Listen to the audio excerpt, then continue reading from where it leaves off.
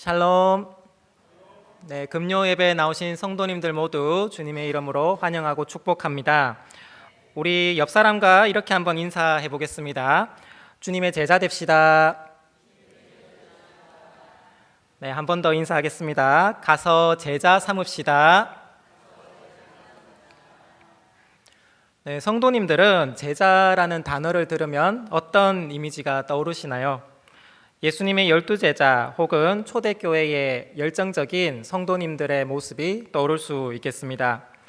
예수님의 12제자뿐만 아니라 주님을 내 삶의 주인으로 고백한 우리 모두가 그리스도의 제자일 것입니다. 그러나 오늘 우리들에게 제자라는 단어는 무겁고 때로는 부담스럽게 느껴지기도 합니다. 오늘 한국교회는 급속한 세속화의 길을 걸어가고 있습니다. 입에 담기 부끄러운 온갖 특혜들을 손에 쥐고 사적인 신앙으로 수치스러운 일들을 겪기도 합니다. 그 대표적인 예가 교회의 성장주의입니다. 복음 전파에 사명을 두지 않고 개교회의 성장에만 몰두하고 자기 교회만을 위한 전도, 자기 교회만을 위한 봉사가 이미 만연해 있습니다. 하나님 나라를 속한 교회가 아니라 자기 교회가 하나님 나라의 중심이 되어버린 지 오래입니다.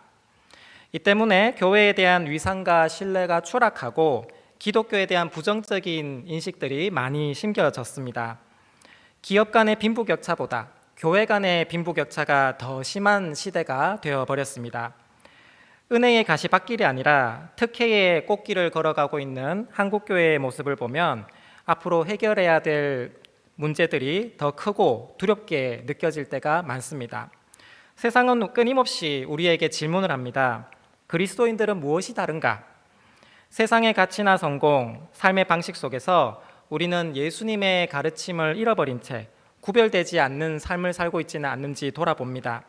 예수님을 믿는다고 하지만 어느새 순종은 뒷전으로 밀려나고 복음의 능력을 상실한 채 세상 물결에 휩쓸려 가고 있는지는 아닌지, 그것이 오늘날 제자도의 위기라고 할 수가 있겠습니다. 오늘 본문은 예수님이 제자들에게 하신 마지막 말씀으로 일명 지상 대명령이라고 부릅니다. 이 명령은 2000년 전 제자들에게만 주어진 것이 아니라 오늘을 살아가는 우리 모두에게 주어지는 명령일 것입니다. 제자로 삼다는 헬라어로 마세ትዮ라고 하는데, 마태복음에서 그리스도인이 된다는 것은 곧 예수의 제자됨을 의미합니다. 이것은 예수님을 충성스럽게 따르는 자를 세우는 사역을 의미했습니다. 그런데 충성이란 말을 들으면 우리는 부담감을 느낍니다. 어떻게 하면 주님께 충성할 수가 있을까요?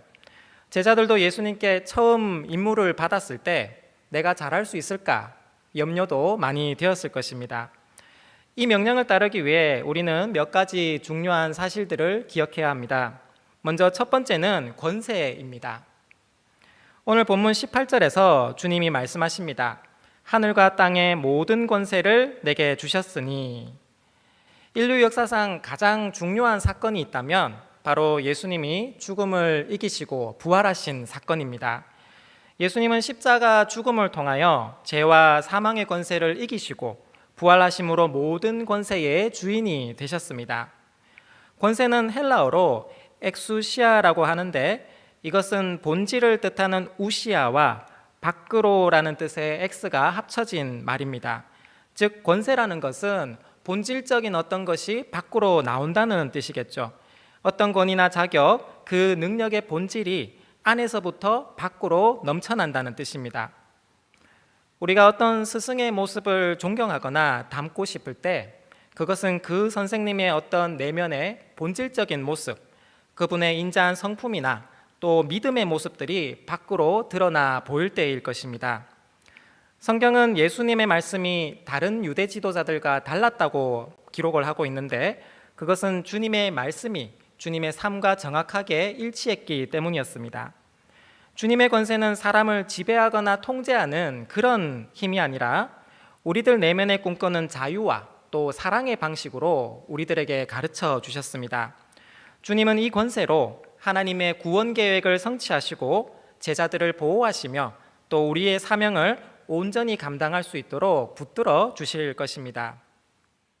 주님의 이 권세는 다음 구절에서 제자를 삼으라라는 명령으로 이어집니다. 19절 말씀입니다. 그러므로 너희는 가서 모든 민족을 제자로 삼아 아버지와 아들과 성령의 이름으로 세례를 베풀고. 예수님은 제자들을 갈릴리 산 위로 부르시고 새로운 사명을 부어주십니다. 구약 성경에서 하나님은 주로 산 위에서 나타나셨습니다. 모세도 시내산에서 십계명을 받았죠. 예루살렘이 아닌 갈릴리 산으로 제자들을 부르신 것은 그곳이 주님이 제자들을 처음 불러주시고 사역을 펼치신 곳이기 때문입니다. 기독교는 기억의 종교라고 할 수 있는데, 하나님이 나를 애굽 땅에서 인도하여 내시고 내가 쓰러진 그 장소에서 주님이 나를 만나 주신 것을 기억하는 것입니다.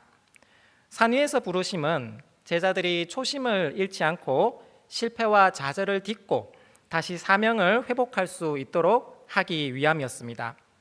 우리도 신앙생활을 하다 보면 슬럼프에 빠질 때가 있습니다. 주님의 영광이 이제 나를 떠난 것처럼 느껴질 때가 있습니다. 이럴 때 가장 좋은 방법은 내가 처음 주님을 만났던 그 장소, 그때로 다시 돌아가고 기억하는 것입니다. 모세가 떨기나무에서 처음 하나님을 만났던 것 같이 그때의 그 기쁨, 주님이 내게 베풀어 주셨던 사랑, 그리고 그때 나의 열심을 되새겨 보시기 바랍니다. 19절 말씀은 모든 민족이라고 나오는데 복음을 듣고 주님께 나온 모든 사람들을 뜻합니다.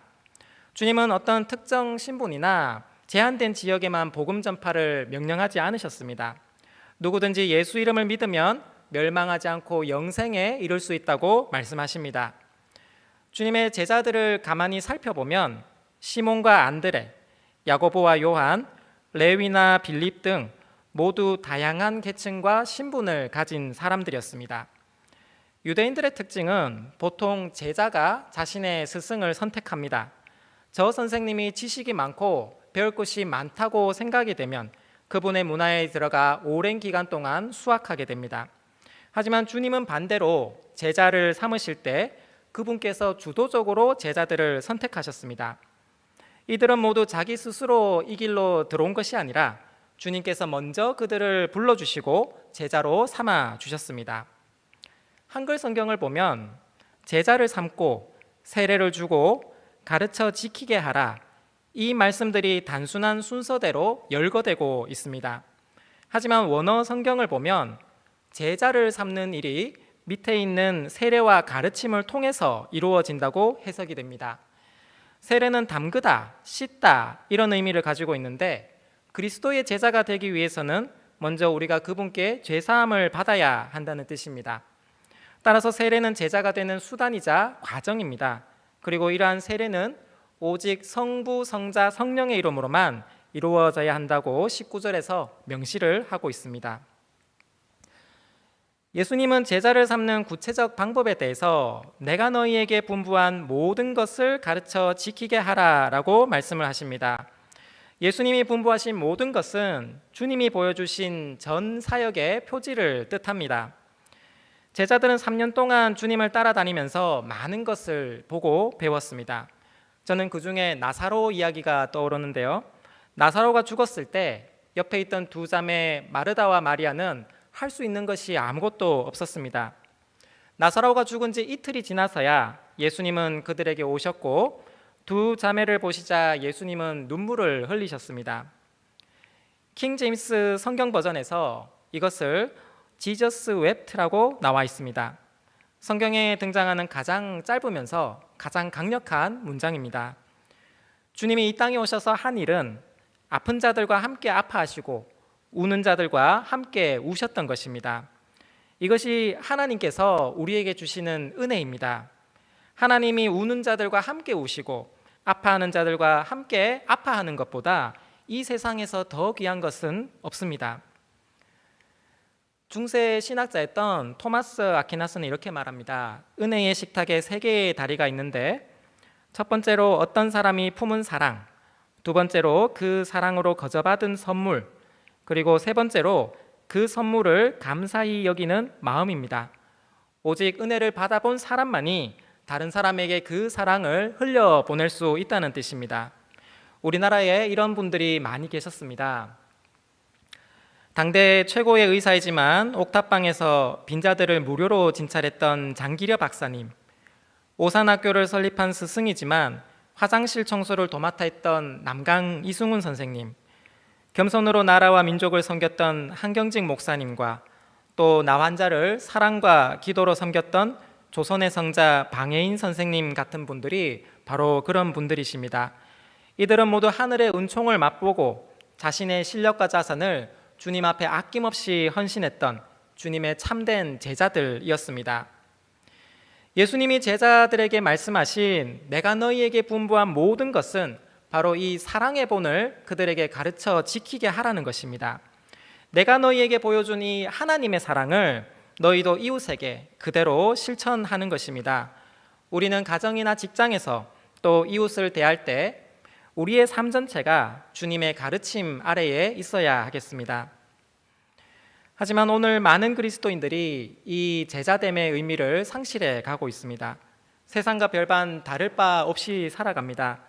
성경적 지식은 풍부하지만 삶 속에서 그것이 실천으로 연결되지 않기 때문입니다.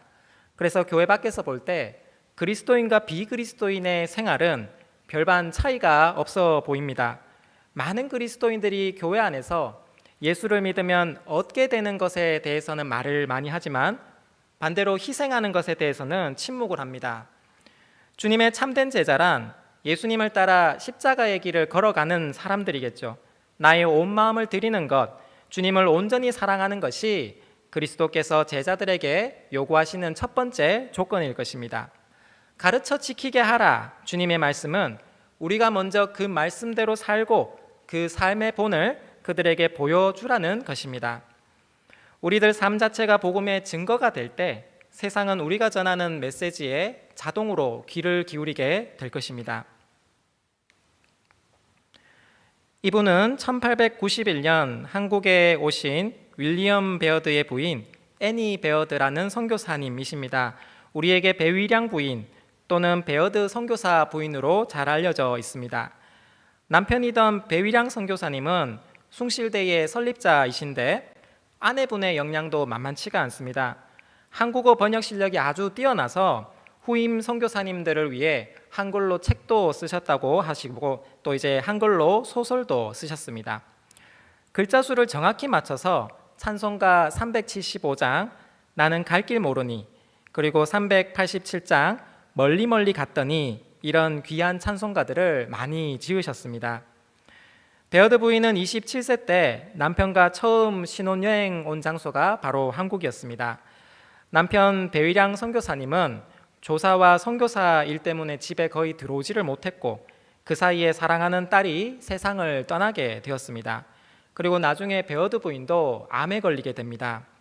치료받기 위해 미국으로 건너갔는데 그녀는 한국에 묻히고 싶다고 하여서 다시 돌아오게 되었고 51세의 나이로 평양에서 생을 마감하게 됩니다. 이분들은 무엇 때문에 보이지 않는 그 빛을 향해서 얼굴과 이름도 모르는 사람을 위해 끝까지 사명을 완수할 수 있었을까요? 바로 이분들이 하나님께 지상명령을 받은 제자들이었기 때문입니다. 너희는 가서 모든 민족을 제자로 삼고 내가 너희에게 분부한 모든 것을 가르쳐 지키게 하라. 이 말씀의 순서는 겉보기에 색깔이 없어 보이고 마치 흙그릇 같아 보이기도 합니다. 하지만 하나님의 은혜를 경험한 사람들은 기꺼이 고난을 감수하고 복음을 삶으로 살아내었습니다. 예수의 제자됨이란 이처럼 예수님의 권세를 받아 주님과 같이 살고 주님과 같이 고난받음을 의미합니다. 주님의 말씀이 내게는 하나님이 주신 양식이요 마치 송아지에게는 그 어미소의 젖 같은 것이고 이것을 알게 될 때 성경 말씀은 내게 꿀보다 더 달게 느껴질 것입니다. 주님의 제자들은 스승이 기도하면 함께 기도하고 스승이 금식하면 그들도 함께 금식했습니다.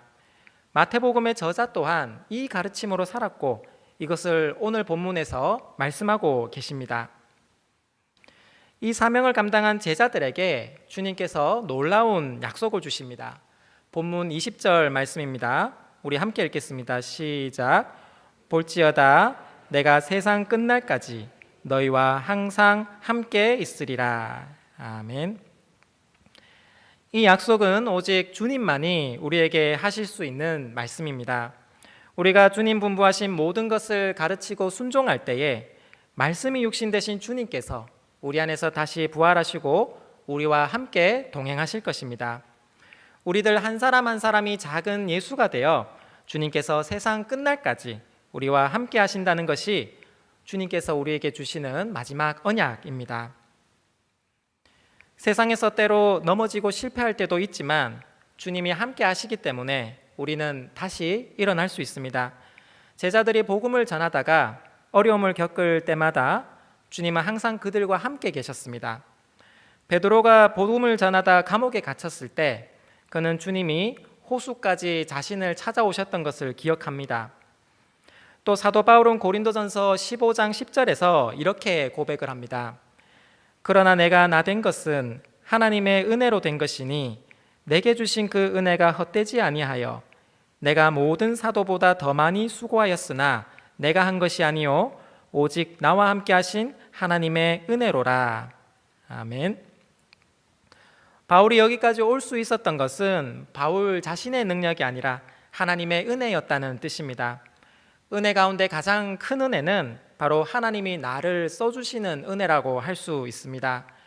하나님 손에 붙들리는 복이야말로 우리 인생의 최고의 복일 것입니다. 이것이 제자된 삶을 살아가는 우리들에게 주시는 하나님의 큰 힘입니다. 나니아 연대기를 쓰셨던 C.S. 루이스는 이렇게 말했습니다. 우리는 그리스도와 유사한 그 무엇이 아닌 그리스도를 원합니다. 주님의 제자는 주님을 닮은 사람입니다. 아버지가 목수이면 그 아들도 목수가 되듯이 주님이 겸손하셨기 때문에 그 제자들도 겸손해야 됩니다. 다툼이나 허영이 아니라 겸손히 나귀를 타신 우리 주님같이 제자들 된 우리들도 하나님의 영광을 위해 낮아진 겸손한 모습이 되어야 할 것입니다. 사랑하는 성도 여러분, 우리가 주님의 제자가 된다는 것은 주님의 영광스러운 부르심에 응답하는 일입니다. 우리는 그분에 의해 선택받았으며 그분에 의해서 부름을 받았고 주님이 피를 흘려 값을 주고 사신 바가 되었습니다. 그래서 우리는 주님께 속한 바가 되었고 이 사실 때문에 우리는 주님의 제자가 되었습니다. 자격 없는 우리를 선택하고 부르셨다는 이 감격을 깨닫는 순간 우리는 기꺼이 순종과 섬김 그리고 그분의 부르심에 자발적으로 응답하게 될 것입니다. 예수님은 우리를 참으로 부유하게 만들어 주셨습니다. 나의 비천함을 가져가시고 그분의 풍요로움을 대신 내어 주셨습니다. 이제 먹지 않아도 배부르고 내 영혼이 하나님을 노래할 수 있도록 우리 인생을 샘물처럼 만들어 주셨습니다. 그리스도의 제자가 되는 것에 다른 길은 없습니다. 오직 지속적으로 주님께 배우고 그분께 순종하며 삶에서 그분의 현존을 체험하는 것뿐입니다. 우리와 함께 하시는 주님 한 분만 의지하시기 바랍니다. 예수님의 제자됨은 때로 세상에서 조롱받고 박해받을 수도 있습니다. 하지만 세상 끝날까지 우리와 함께 하신다는 주님의 약속을 굳게 붙들 때 우리는 모든 어려움과 두려움을 넘어갈 수 있을 것입니다. 로마서 8장 26절에서 27절 말씀입니다. 이와 같이 성령도 우리의 연약함을 도우시나니 우리는 마땅히 기도할 바를 알지 못하나 오직 성령이 말할 수 없는 탄식으로 우리를 위하여 친히 간구하시느니라. 아멘. 하늘과 땅의 권세가 모두 주님께 속했습니다. 예수님은 이제 모든 인간과 모든 민족의 주인이 되십니다. 주님의 제자된 우리들은 주님을 본받아 자신을 겸손히 낮추고 서로 사랑하여 하나님의 사랑을 세상에 보여주어야 합니다. 그 사랑으로 우리가 예수님의 제자됨이 드러나고 세상은 변하게 될 것입니다. 가서 제자 삼으라는 주님의 이 명령에 순종하여 삶의 모든 순간을 기쁨으로 감당하고 주님과 항상 함께 하시는 저와 여러분 되시기를 주님의 이름으로 간절히 소망합니다.